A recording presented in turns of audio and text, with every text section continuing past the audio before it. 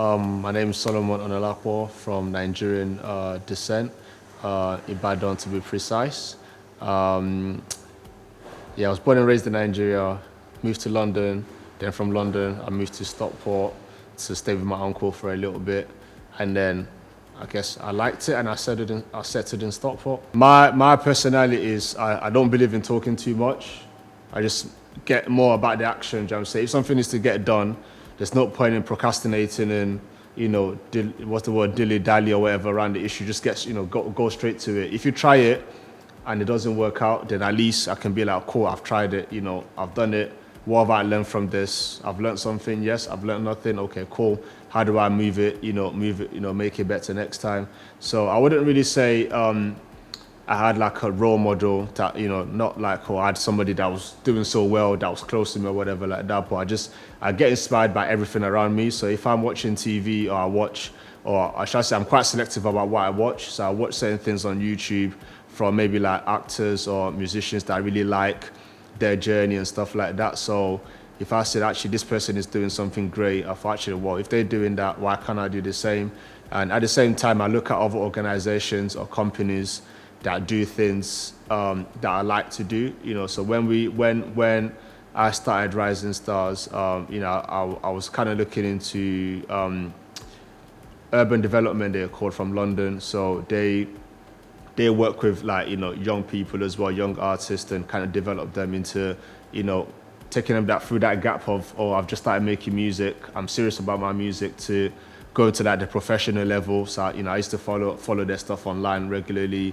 Bigger Fish was another one. I think they've closed down now, but they used to do really well. Just all London-based organisations. So I didn't really know anybody in Stockport or Manchester that was doing anything like that. So I just used to look at them like, actually, if they could do it in London, why can't something like that happen over here in Stockport, Manchester? If I wasn't like in the third sector, I'll say like to be rich and take over the world, But obviously, given the kind of sector that I've kind of like found myself, I'll say definitely is to keep growing the radio station, because I feel that has loads of opportunities just through like the talent and the young people that are coming through it. I think that's going to have like a really big legacy. We might not know it now, but I think 5-10 years from now, if those presenters go on to be, on national TV or national radio, they go on to do something great, somewhere in there, Solomon will be like, part of like the story, to actually, Solomon helped me when I was still 16 or whatever like that.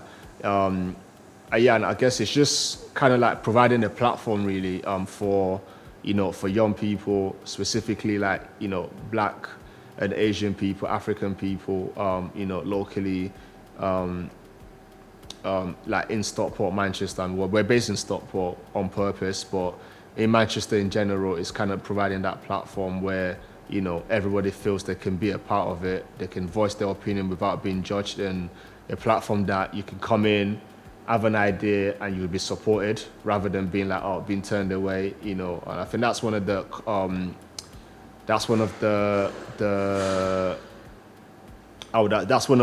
like good points that people say about us. When I came into Stockport and I wanted to start sort of, researching what was going on in the area, I met with Abba Graham, which you'd have spoken to already, and I went to one of her event, and her son, I think it was a free event, but the son managed to somehow made me pay for a ticket to a free event, so we kind of connected that way. So today we still laugh and giggle about that, So and then over the years, just obviously she was kind of like really pro, advocating for like Black people in Stockport, trying to bring Black and Asian people together and everything like that. So and then just the more like I was kind of understanding what was going on locally as well, I just noticed that really like there wasn't really any there wasn't like anything that records Black history, So when they celebrate Black history, it's the same Martin Luther King, Rosa Parks on the bus, like the same. There's not to knock any of that stuff, you know what I'm saying, but there's nothing really locally that tells us, okay, these are the people that have been through Stockport, or people that have been through Manchester, that documents their story, like people like Abba or like myself and other people that have been putting the groundwork into helping, the community in Stockport when we move on 10, 20 years, however long we move on from now, nobody's really documenting what we've done, do you know what I'm saying? Or, the work that we are doing. So we just so we came together and just thought, you know what, let's capture people's stories that have been in Stockport. My experience of being in Stockport, like maybe 15 years, different from someone else that's been there for like 30, 40 years. And someone that's been there for 50, 60 years might have faced a lot of racism, a lot of, adversities and stuff like that. But then my story is different, from that. I probably didn't face 50% of what they faced, do you know what I'm saying?